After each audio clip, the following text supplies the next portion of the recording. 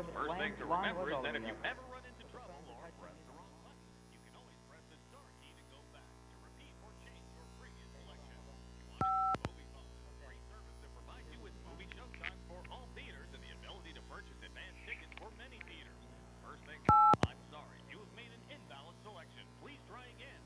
If you know the name of the movie you'd like to see, press 1 now. To browse through current movie titles and previews, the following is a listing of the top movies and why they've been given their ratings. To interrupt it, I'm sorry, you have made an invalid selection. Please try again.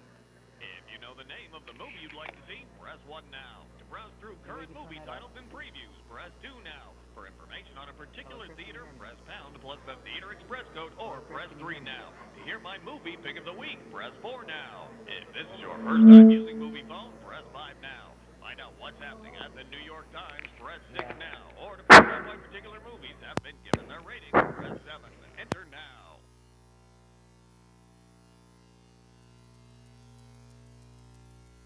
You have exceeded the time limit. If you know the name of the movie you'd like... We reach now in the service a joyous point. My pick of the week. If you know the name of the movie you'd like to see, press 1 now. To browse through current... Please enter the first 3 letters of the movie title now. If your selection is... Ziggy Stardust and the Spiders from Mars, is playing exclusively at Film Forum, West Houston Street, west of 6th Avenue. Today's remaining showtimes are 4:40, 6:30, 8:20, 10:10. To select another movie, press 3. Or to repeat or change your previous selection, press the star key now.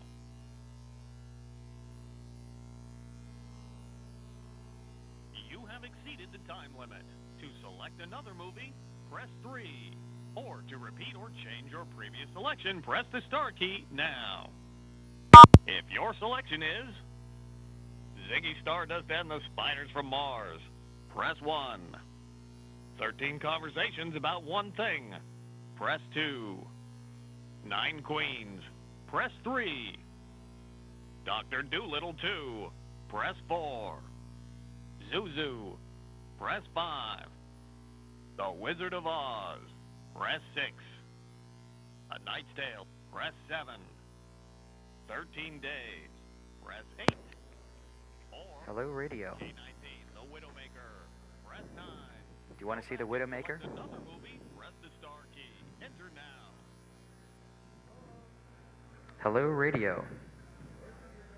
Okay. If your selection is Ziggy Stardust and the Spiders from Mars. Yeah. Press 1.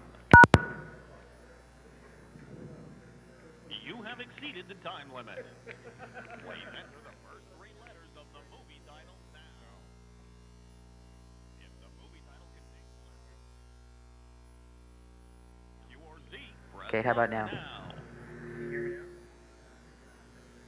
Hello, radio. 1, 2, 3, 4, 5, 6, 7, 8, 9, 10. You have exceeded the time limit. Thank you. Please enter the first 3 letters of the movie title now. I'm sorry, that selection is not in our records. Please enter the first 3 letters of the movie title now. If the movie title contains less than 3 letters, or if the first 3 letters contain a Q or Z. The first 3 letters. The first 3 letters. I'm sorry, that selection is not in our records. Please enter the first 3 letters of the movie title now.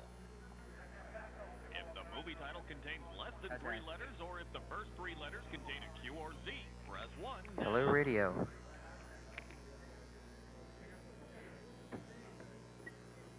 Okay. Well, is this You have exceeded the time.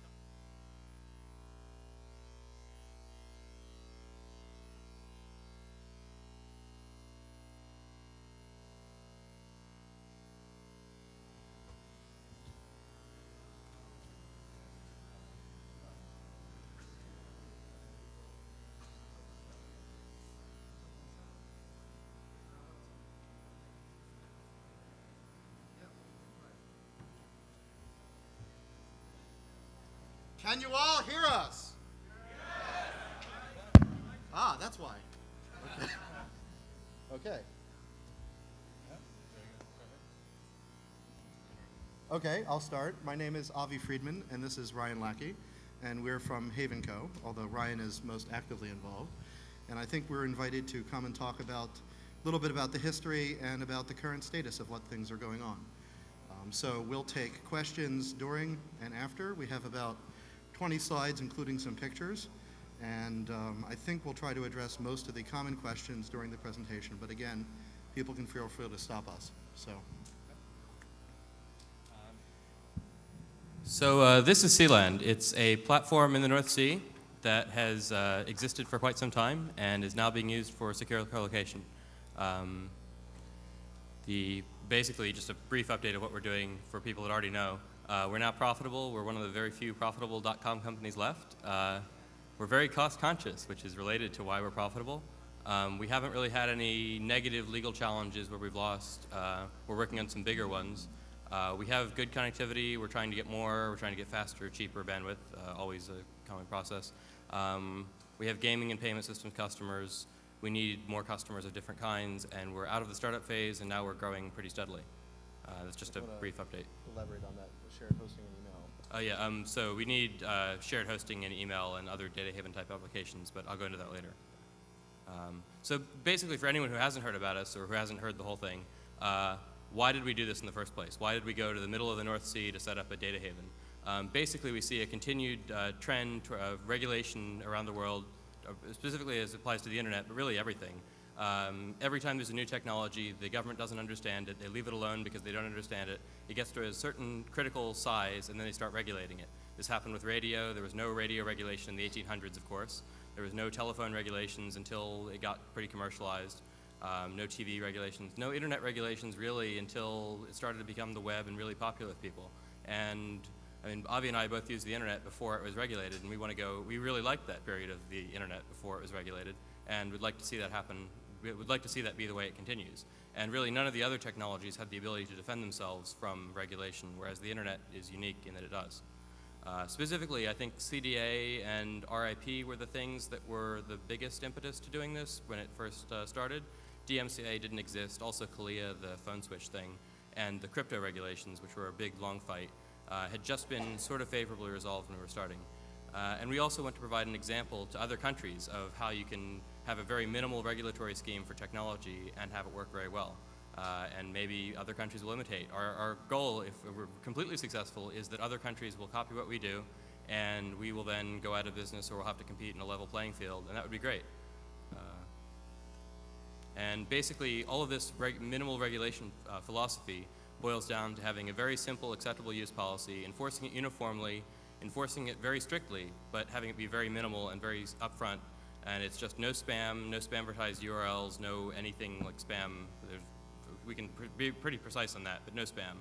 No attacking other people's machines from our IP space, because we don't want to be tracked down and persecuted, and no child pornography. And those are pretty minimal regulations, and as long as you stick within those, we're totally fine. Many things are not in this acceptable use policy, and that's because they're okay.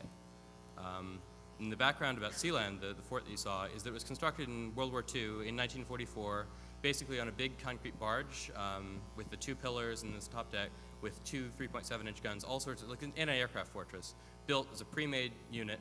There were about 7 of them made, taken out into the North Sea, and then dropped off with like 400 Royal Navy personnel stationed on board. And they shot down like 300 bombers and fighters during the war. They were quite successful, and they then, in 1945, after the war, decided to just sort of leave them there, thinking now they'll go away pretty soon. And unfortunately, they were in international waters, so it was actually illegal for the UK to have done this. And they did it anyway, and nobody was really going to complain. They were happy that they'd won the war and everything else. Which was 3 miles at the time. So yeah, at the time it was a 3 nautical mile limit, but it was international waters. They left these things just sort of sitting there, and they were empty. So people, at the same time, there was a restriction on radio broadcast in the UK. Basically, it was only the BBC, only commercial radio, the only radio station was the BBC, no commercial radio. They had maybe 30 minutes of pop music a day. Everything else was classical, 40s music, whatever else. And this was pretty unpopular. So there were people trying to do pirate radio, which was really big in the 60s, where they would do commercial broadcasts, they'd take advertising, they would do They do all sorts of pretty much free radio. And they would do this originally from, I believe, the UK, from mainland, then from ships, and then the UK passed some broadcasting regulations so that you couldn't do it from ships. So people started to go to these platforms and started to do pirate radio broadcasts from those. And it was pretty successful for a while. They never actually did pirate radio from Sealand itself. They did it from another one. And that was okay, but the pirate radio industry really had very interesting history, and it ended up not being all that successful after a certain point because part of it was good. They opened up commercial radio in the UK, and that made it okay. But then some of the pirate radio people were left with a lot of experience operating technical businesses from ships in the middle of the North Sea from platforms, and they saw this nice abandoned one that was even further out and was in international waters. So Roy Bates, who's one of the pirate radio people, also the youngest major in the British Army, went and basically occupied the place. It was abandoned territory. He saw it, decided, I'm going to populate this. He went there, his wife went there, his son Michael went there, and they decided to live there. And they lived there from, I think, Christmas Eve 1966 until the present. And that's pretty much how it went. They did this, originally just occupying it, just as territory. Then they did some research and saw, we actually meet all the requirements for a state, at least on paper, and decided they would try to pursue this angle. And the next slide is, they did some research, and there are other projects, basically small areas that have decided to become countries, micronation projects. There are really two categories of these. There are the ones that are smaller parts of big countries or ex-colonies or everything else, which have been relatively successful. There's been, I guess the Vatican's a special case, but there's like East Timor, lots of places that actually become states, and they're very small. Wasn't that a penal colony for pedophilia? No. The various ex-colonial territories, there's also been a lot of these projects that have been unsuccessful, like people building artificial islands in the Pacific, or in the, in the Pacific, in the Caribbean, various places. Those haven't been very successful. And Sealand really is in a unique position. It's not really in either of these two categories because it has existed for a long time. It does meet all the technical requirements, which the other ones didn't. It isn't really an ethnic-based thing. A lot of these other things are based on like an oppressed ethnic group that have some reason to have a state, whereas Sealand is populated by people from around the world from a variety of backgrounds. And it's, however, in a really unique situation because the conditions that allowed it to be founded have been changed after the fact so that no one else can do it. And that really makes it a very unique situation. So right now, if you construct an artificial structure in international waters, it actually becomes owned, or at least the jurisdiction is, of the country that's closest. And at the time, that wasn't the case. So anything that you would do would automatically come under the jurisdiction of the closest state. So. Yeah, that was the 1982 Law of the Sea Convention, I think Montevideo, and they decided to pass this partially because of the oil platforms that were being built and sort of abandoned, and partially because of countries trying to extend their fishing rights by building structures like rockall and things and building them further out. But I'm not really going to go into the legal background because it's not really all that, it's lots of legal background. Sealand statehood, though, rests on a bunch of different individual rulings and actions by various governments, primarily the UK. We're the closest to the UK. We don't really care what, like, some random country like Argentina really thinks about us. They're really far away, and they don't really have any influence. However, we do care what the UK thinks, what European countries, what big influential countries care. I mean, we'd be happy if smaller countries supported us too, but in practice, the UK is what matters. The initial challenges have been, when they first started Sealand, the UK customs was very, very strict and would open every little tin of food that was brought out. They would stop every ship. They'd say, where are you going? Sealand. They would make them do customs. They'd do everything, basically trying to get these people to go away. They were unsuccessful. There were weapons incidents where Sealand actually has many, many weapons that are illegal under UK law. The situation is that they have been used against Royal Navy ships in the past. Royal Navy ships approach, they try to do maintenance on things that are nearby, they encroach on Sealand's waters, they're fired upon. And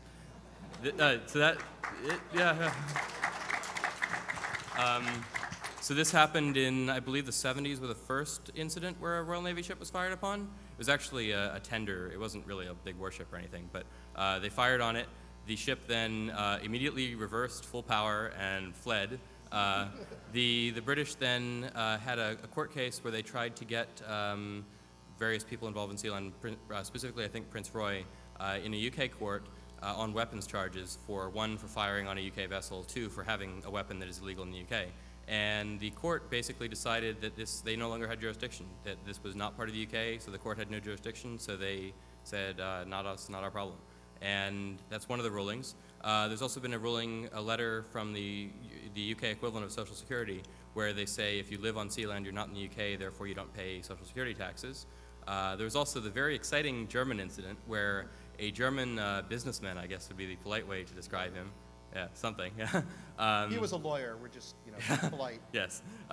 He got some Dutch mafia people and came with them out to Sealand, somehow through social engineering got their way on board, took Prince Michael, who was the only person there at the time, prisoner, hostage, whatever, at gunpoint, held him for several days, then occupied the place, declared themselves the government, continued, yeah, very simple coup, I think, and basically they had the place. However, Prince Roy, being from the British Army in the past and having lots of friends, got a helicopter. Michael was returned to Holland and then went back to his parents. He was left with no passport and no money in Holland on a fishing boat, but eventually made his way back.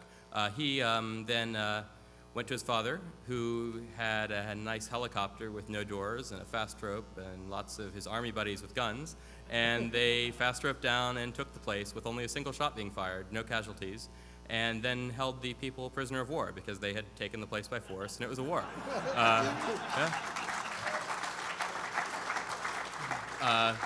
However, after this was done, the war was over, so they released all of the Dutch people who were simply soldiers. However, the German guy had previously accepted a Sealand passport and thus was guilty of treason. So he was kept in the prison for, I believe, several months.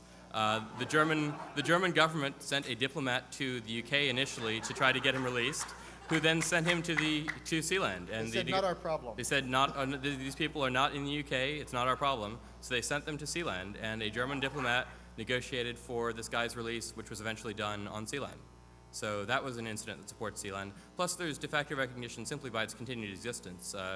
We're obviously there. There's nobody in the UK government who can say they don't know that we're there and what we're doing. And they don't do anything, and they haven't done anything for 30-some years. So it's sort of, at this point, I think it's pretty much tacit acceptance on their part, at the very least. And basically, this is interesting. I mean, I think Sealand is interesting just on its own as a sort of a legal hack and a jurisdictional hack. But we are most interested in at least HavenCo from actually accomplishing something standpoint. And basically, we want to use Sealand, and we have been using Sealand for jurisdictional arbitrage. Basically, we want to have people be able to use jurisdiction, what country your server's in, what country you are operating in, as a tool in the fight for freedom.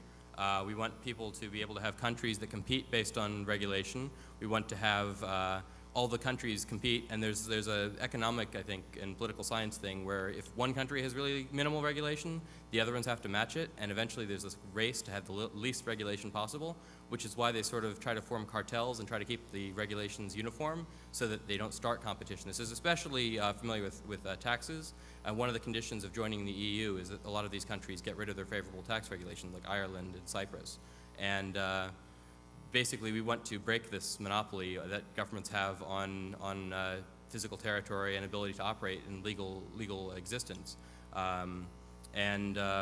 We want to allow, there's already precedent with this kind of thing with flags for ships. You can get a ship and get it flagged in like Panama or Nigeria or someplace, or rather Liberia. There's banking and reinsurance and various other businesses that have done this. However, nobody's really done this with the internet yet, except for some of our customers. There were some people in the 90s, the mid-90s that tried it, and they were fairly successful, but it's not widely been done. So this is the jurisdictional arbitrage idea.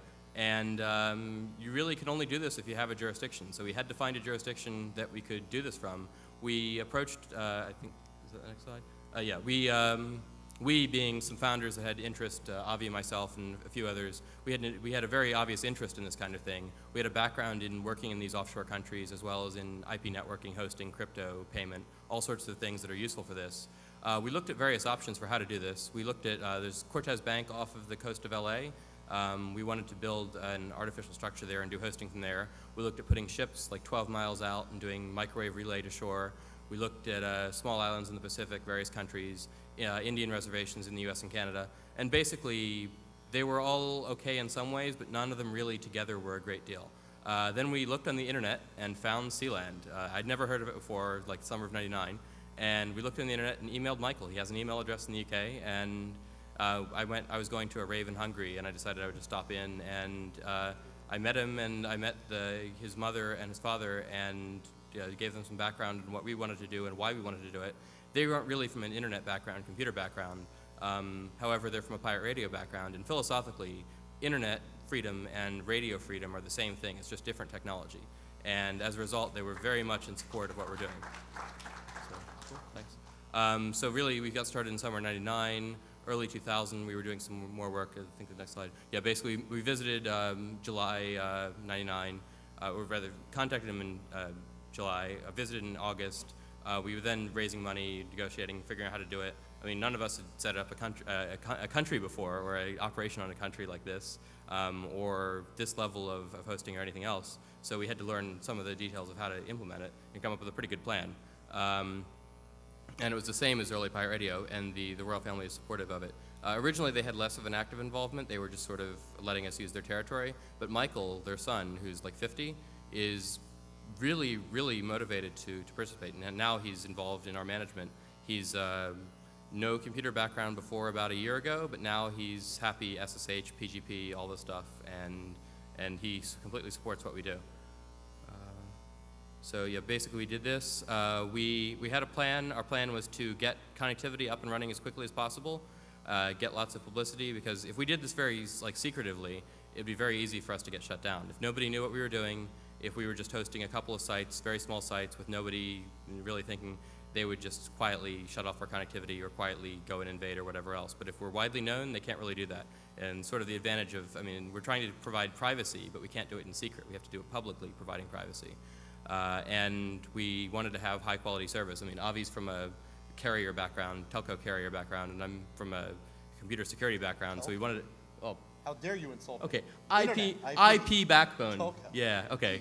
So a good networking background. Thank you. And I'm from a security background, and we wanted to have technically good quality service, or otherwise we'd be embarrassed by it. So we wanted to have redundant connectivity, 24-hour-a-day security, and also we have a couple of practical requirements that we have security and maintenance there all the time, because we're in the middle of the North Sea, and as we've seen in the past, people can invade and take over. And that happens very easily if there's only one person there. It doesn't happen very easily if you have a trained 24-hour-a-day security staff that are armed and patrolling all the time. And we had to bring in network connectivity from all around the world.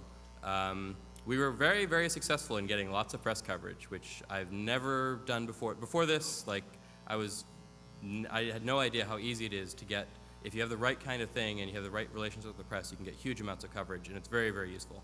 And I think it's one of the things that's helped us the most. From the standpoint, we're also we're philosophically motivated, but we're also a commercial company. We'd like to make money. We're more interested in doing the right thing and breaking even than in making huge amounts of money and doing something that we don't support. I mean, if we wanted to make lots and lots of money, we'd just go work for like Wall Street brokerages or something. But we want to change the world, but we want to be able to pay for changing the world at the same time. So we needed to have customers, and we're a commercial company that needs to get a viable customer base, and we had to look at what markets really support what we're doing. While freedom of speech is a really nice thing, it needs to be free, but it can't be like free, like you have to pay for it. And only some kinds of customers are willing to pay money for hosting, at least at certain rates. Gaming is a really big one, gambling, and also people that run payment systems. People that have an initial great need for this kind of service were our target customers. Right now we charge reasonable rates given what we provide. We charge about $750 a month for Netra X1. I mean, there were other people during the dot-com bubble that charged far more for less security. As long as we focus, compared to security providers, we're pretty reasonable price. Compared to like cheap shared hosting, we're not, and we don't do shared hosting. But we're okay from that side. We have moderate growth, and we're focused on our current site. We were originally planning to set up a bunch of sites, but as we looked harder, I mean, one, we don't have access to like $50 million to set up a bunch of other data centers. However, also we looked at places where we could possibly set them up, and there aren't really that many other places that are suitable to even do at this stage. And regulations, we didn't think they would get bad as quickly as they did, but regulations in the past 2 years since we got started have gotten worse at a faster rate than they were before. And we didn't have the DMCA in force. There was no reason to suspect that the U.S. would actually arrest on criminal charges somebody from another country coming to the U.S. to present a paper. I mean, that's insane. It was actually very interesting because we thought that there were actually people in the governments in the U.S. and Britain who actually wanted to see us succeed, because in the months after we were starting to get the publicity, they came out with carnivore and called it, well, carnivore. And we sort of thought that was actually a marketing ploy to help us. And then, of course, also when we were starting, that was when the British did their, RIP. Yeah, the RIP. So, yep. Yeah, British internet regulations are actually in many ways worse than the U.S. It's sort of like both countries end up with the same regulations, but they start in different places. They never get rid of regulations, they only add them. And RIP is one of the worst. But basically we have a reasonable business that continues to operate, that makes money, it pays for all its expenses, it grows, and we're quite happy with this. We are, of course, trying to expand it, add different things. So the question everyone always asks us is, why haven't you been shut down? Basically, we stood up and said, you can host whatever you want here, we're our own country, nobody can shut us down, everything else. And the obvious question is, why haven't you been shut down? And basically, it comes down to some very practical things as well as things. We believe we have what is a winning case on paper in terms of our sovereignty. And if you believe in Sealand sovereignty, nothing we're doing has any other problems. And basically, the UK would be the venue in which that would be fought. And they don't really want to fight that battle because they will probably, they at least see that we have a good case. They might not, it's not a 100% chance that we'll win, but it's a good enough chance that they don't actually want to fight it. So as long, they're pretty happy in the current state. No one's really willing to pay to host really controversial stuff. And because we're not providing like free hosting, we don't really have to worry about that.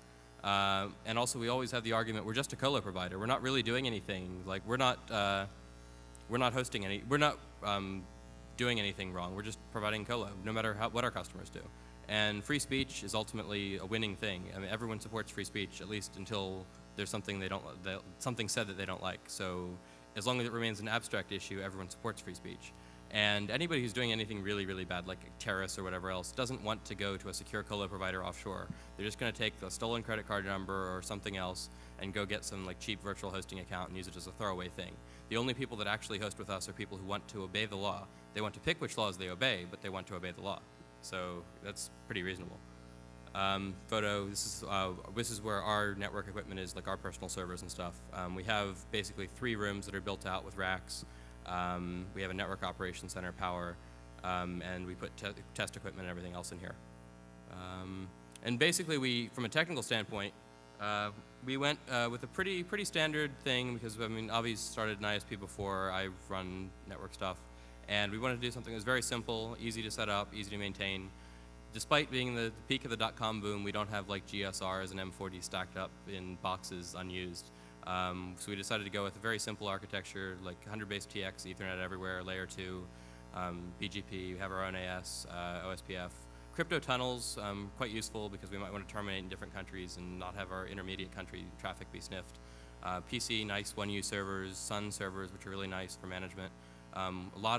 We personally only use like free Unix operating systems. We don't use like Windows. However, our customers, a lot of them do use Windows, so we have to support it. We have some systems to automatically provision some parts of service. Like we basically have FreeBSD can automatically be installed over the net now. We don't have Windows doing that, but we're working on that. We have hot spares of everything because it can take like a week to get out there if the weather's really bad. So we have spare machines, spare parts, everything. Every machine has RAID and hot swap power supplies and everything else. We have remote console and power cycling so customers can manage their own servers to a great degree, and out-of-band management. So basically what you'd expect from some internet company that got started in the 2000-2001 period. Just for some context, I actually started an ISP and ran it in a basement that was actually low enough that Bell had to cut the top off their racks to put the gear in. And this is significantly classier than that, so well above ghetto colo, but not quite as much as you know, any of the Chapter 11 excessive $800 per square foot Exodus dead, you know, colo companies. So this is the topic I can speak most on. Is I live on Sealand. I basically am there full time except when I'm on vacation, and I've been there since probably November 2000 full time. I used to be in London more. And it's pretty Spartan, which is okay. Concrete floors, everything else. Very small on-site staff, partially because it is Spartan, but also because during World War II, when they had 400 people there, I have no idea where they put them all. I'm sure they had like hot bunks and everything else, but I would not want to be out there with more than like 50 people. And so the fewer people, the better. We have fast internet connection, which is fine. I have like 100 base TX to my bed, and nice view. You have like outside you can see the sea, and I guess you do that for a couple of days. I actually, my office and bedroom are both windowless, and I don't really look out the window very much. We haven't really spent very much on accommodations, partially because we have to do it ourselves, and I'm really cheap. I don't really have it. I have like a 4-year-old futon couch bed that I imported from the U.S., and I see no point in spending money on such things. And most of the other staff spend about a week on and a week off. They don't really stay out there for long periods of time. But really, I have the internet, so I don't care. This is our lovely network operations center, which it's circular. So all the rooms are in the circular pillars, which you saw on the first slide. They're about 22 feet in diameter, and they're circular with stairs and an elevator shaft. And this is our network operations center, which is in the south tower, and it's circular, machines are on the outside, space in the middle. This is like a very old photo of it. That's pretty much where I work most of the time. We have our small rigid inflatable boat for transportation. This is Yes, it's also the Sealand Navy. This boat is really annoying. This boat is the most annoying purchase we've ever made. It was a 5,000-pound ex-Royal Navy purchase, and we've spent around 30,000 pounds fixing it. A new one would have been 15,000 pounds. I didn't buy it. And it can go really fast, though. It has a bigger engine than the Royal Navy, and I was stopped by customs once when I was in this boat where we were going to go, and they just asked for my passport and said, "Oh, you're going to Sealand." Okay, and they checked it off, and it was the regular customs exit. And we talked with them about their ship, and they have like a 80-foot patrol boat, and they asked what engine we had, and we had a small discussion, and they said, yes, you can probably go faster than we can. So we have a very fast boat. So that's how we get equipment back and forth. We can also take a helicopter. The problem with a helicopter is it's about $4,000 round trip, and we don't like spending $4,000 for 2 hours or 3 hours of a helicopter. So we usually use the boat. We've had some difficulties in setting up. Basically, because we're in this remote North Sea location, if anything breaks at all, you really want to have it on site. You don't want to have to bring it in. We had one customer who gave us some Dell servers, and this customer's Dell servers were all redundant except for one, and that one broke. Of course, while I was in Holland at 1 a.m. And the interesting thing is that somebody ended up taking a boat in the dark in very heavy seas and got a spare part there in about an hour. But it was, I am glad I was not on that boat. And so that was a problem. Also, there's general market conditions. It's okay for us. We're not going to go bankrupt. Our customers are not listed in the stock market or anything, and they're not going to go bankrupt. But our vendors keep going bankrupt. Basically, every time we pick a telco, they go bankrupt, which is really annoying. I mean, I could name them, but there's several. And we don't really have that much experience. I mean, I don't think anyone has experience managing this kind of business, like offshore, very small company. Usually, multinational companies are these huge things that are conglomerates, but this is a tiny little company, and we're sort of making it up as we go. And dealing with the press is very time intensive. We have a lot of press contacts. They come out, they spend basically a whole day, and it takes up a lot of time, but it seems to be worthwhile. And basically our future plans are to try to grow the current site, add more servers, remain profitable, not spend lots of money on building out front of everything, because we want to stay in business forever, and we want to keep providing this. Now that we've basically covered our costs, we can now start doing things that are more interesting. We can do, like I have DCSS mirrored on Sealand, which we hadn't done for like 2 years because we hadn't gotten around to it. We have some very exciting stuff that'll be ready in a couple of months that is content that can't really be hosted elsewhere from a customer, and various things that are now not quite so commercial and more interesting. And in the future, we're going to maybe try some more services, more sites, but we'll probably do them as separate companies. We're a company and we're trying to make money, but we're also trying to change the world. And there's really some things that everyone can do that would help us, not necessarily just help us make money, but help us change the world, which would be good for everyone. Really, if everyone stops fighting the legal battles to keep the U.S. and other places free, it's good for us in a way in that it'll increase the demand for our services. It's bad for us in a way in that it'll make us harder to do business because it'll be harder for us to terminate our links and everything else. Ultimately, though, it would be better for us in business if the U.S. got worse regulations. However, from the standpoint of like actually being a U.S. citizen and going to the U.S., it would be really annoying if I could no longer go to the U.S. And I don't know, if they continue at the current rate, I think about 5 years from now it's going to get to that point. So if the other countries don't at least stop getting worse, they don't have to get better right away, but they can at least stop getting worse, it will be very bad. And since we use open source security software and operating systems, we really want those improved. I mean, I don't really care if people find new Windows vulnerabilities. I just write off Windows as completely intolerable. But like the OpenSSH thing really annoyed me. If things like open source security software and operating systems are improved, if they can do new things, that would be great for us. That would be great for everyone. And also, another problem for us is that, so you can put your server on Sealand, but you don't necessarily, if you're doing something, let's say you have some information about some evil government conspiracy, and you put it on Sealand, and you're linked to that server in some way, it doesn't really help. The server will stay up, but you might not, so you might disappear. And that's not really very good. We want to have ways that people can add content without being persecuted for what they're doing. And so we need better anonymization and better privacy protection for people, for managing servers, for adding themselves, for using servers. So really we need systems like that. And of course, customer referrals are always good. And we'd be happy to take Q&A at this point, or we can go on about more details. And please go to the microphone. Hi, I'm IcePick from the MNet project, and I wanted to ask Ryan, how is the OpenDBS project going? Can you talk about that? I can talk about that at DEF CON at Friday at 2 p.m. And yeah, I'll actually send you and Zuko some mail. Okay. But, cool. Simple question. How do you connect to the backbone of the internet on that from C? Okay. Basically, we have a network. On Sealand, we have a couple of LANs that are redundant.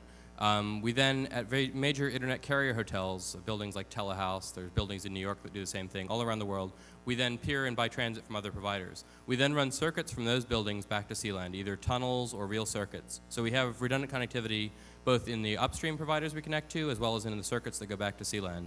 And then on Sealand, we have redundancy. So the problem is basically the long lines are expensive. And if we had one of those shut off, it would be more annoying than if we had a transit provider shut off.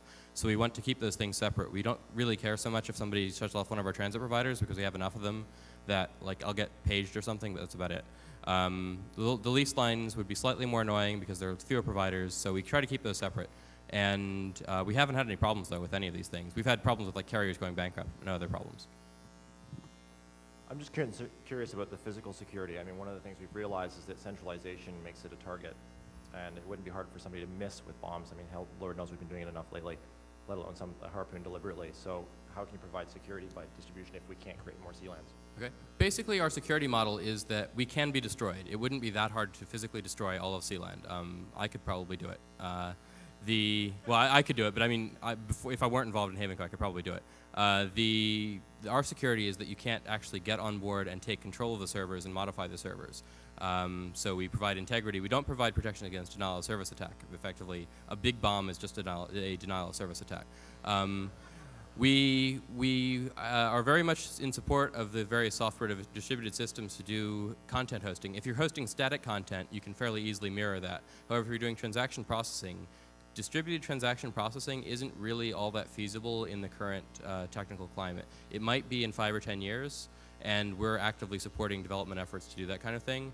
But really, to do that reliably, you need to have hardware tamper resistance on servers. You need to have better distributed algorithms, higher bandwidth connections, all available.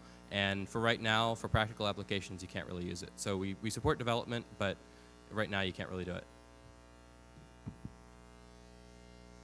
I have 2 questions. Are you planning on having an anonymous remailer, and where do you get your actual power? Do you have a generator or something like that?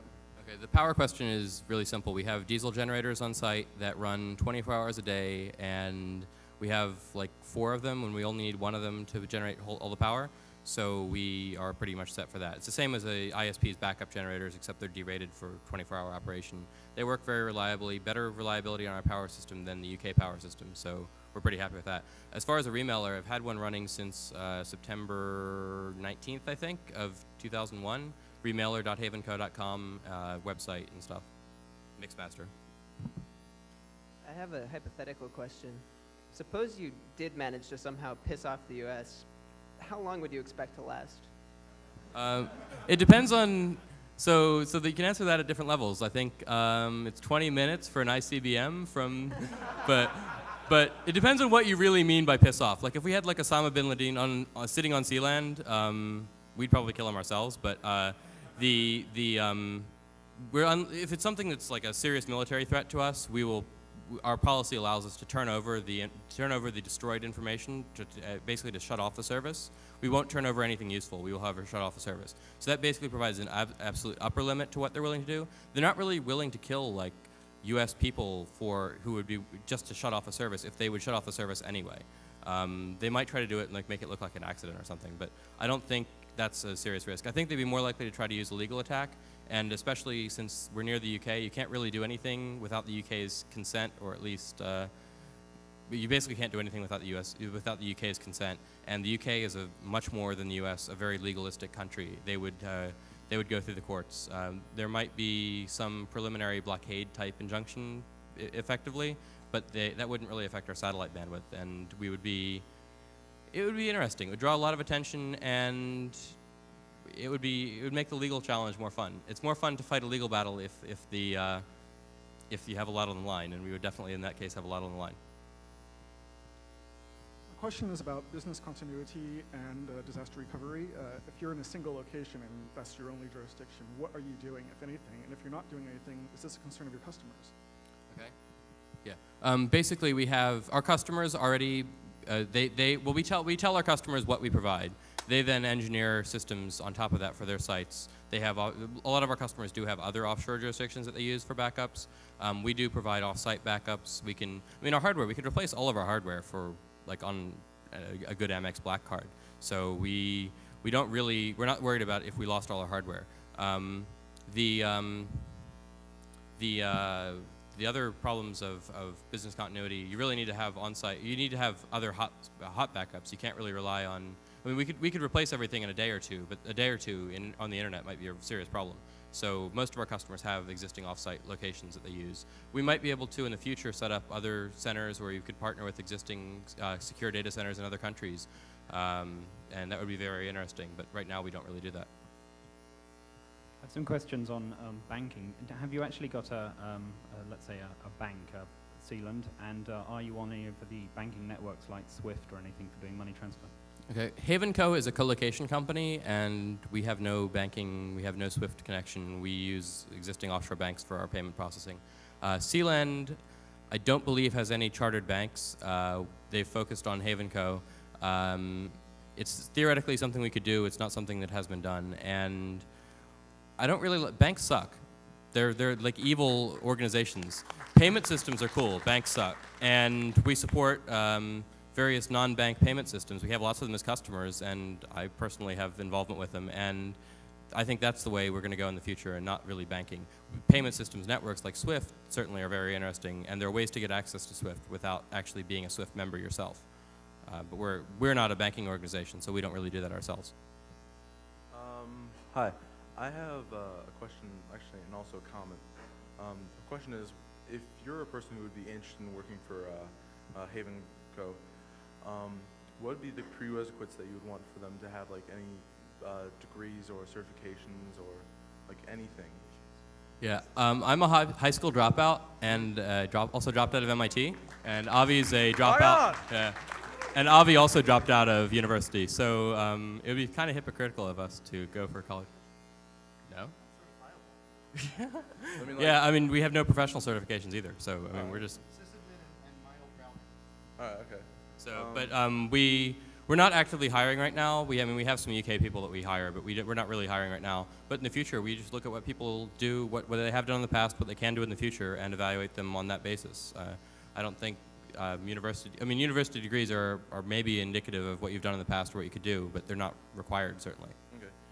Also, the one comment I was thinking, because you guys are just on basically a large rusted metal bucket, would you guys think of like making your own land by like having people dump crap and then like getting dirt from the big dig and you know, actually making it real land? Yeah, we've actually looked at that in Holland. I think like half of the land in the whole country is reclaimed from the sea. So we've looked at similar things. The sea is only 20 feet deep there. So you just put a seawall in and you fill in some landfill and done. Like it's like a couple $1 million. We just haven't done it yet because we have plenty of space for the people that are there and the servers that are there. And we might do it in the future. Okay. Thank you. I have 2 quick questions. What's involved with the maintenance of Sealand? Like any maintenance that needs to be done on the structure? Or that's about it. Okay. I don't really handle that myself. We have our security and maintenance staff that do the maintenance. The concrete and seawater is fine. It just sort of like gets stuff attached to it. Steel, we replace the steel deck routinely. We deal with fuel transfers. The biggest maintenance is bringing new fuel and new maintenance on smaller systems like power systems and everything else. I've learned how to rebuild diesel generators, and I've watched people do a lot of welding and learned how to move 55-gallon drums of fuel around quite efficiently. So that's about the maintenance that I do. But there's maintenance that it's the kind of maintenance you do, like light industrial maintenance. Nothing really all that special. The second question is, does FedEx deliver? FedEx delivers to the UK, and our boat is about 30 minutes trip. So that's usually how we deal with stuff. There's actually a grocery store in the UK called Tesco that delivers from the internet, and I order groceries from that and have them delivered to the marina and pick them up on the boat. Hi. I'm curious how well protected HavenCo is against assaults, not of a physical nature, but of a legal nature from large, well-financed international conglomerates like, say, the RIAA or the Church of Scientology, or many others. We'll find out. Against assaults on your bank accounts. It's funny you should mention the domain that. name tables, the routing tables, and other areas where Sealand intersects with the rest of the world. I'm not worried about the routing tables because I can take care of that, and I have direct relationships with over a couple hundred ASs with tens of gigabits, probably hundreds of capacity. So I'm not really worried about that. And we're about to piss off religions, so we'll see. And no, it's not that little pedophiliac nation near Italy. It's one of the other religions that you mentioned. So. Yeah. So yeah, we'll see. Maybe in about a month or two. But we think it's pretty secure. Basically we don't have any assets off of Sealand that are so important to us that we can't replace them. We just rely on individually protecting them a little bit, but not making them really big targets. Say one of your customers' sites on Sealand gets like slashed out at. How soon can you turn up additional capacity?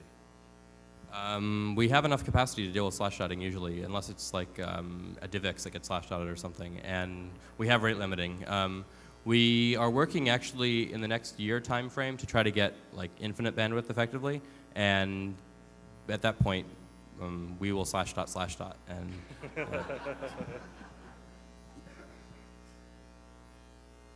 Okay, well, first, I want to ask, is there a top-level domain? I missed part of this panel here.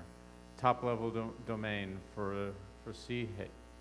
Sealand, thank you. Okay.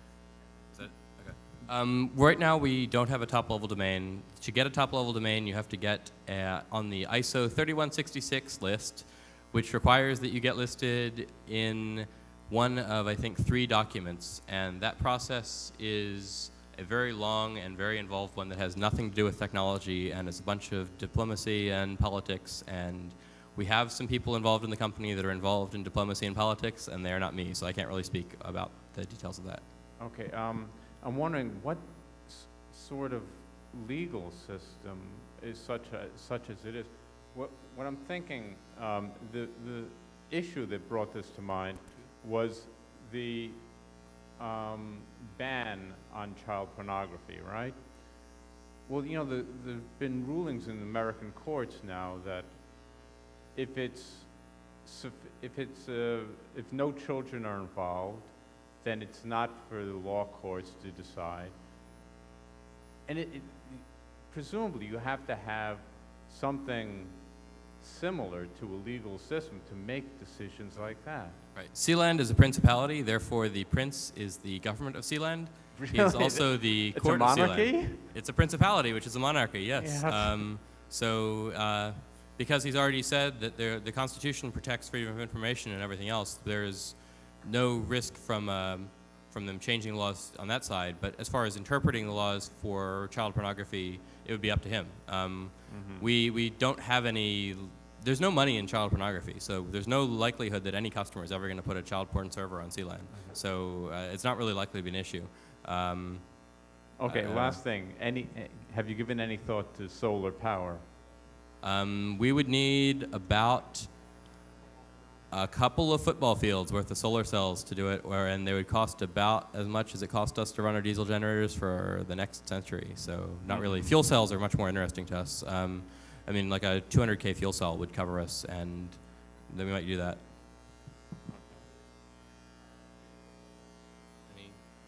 Cool, great.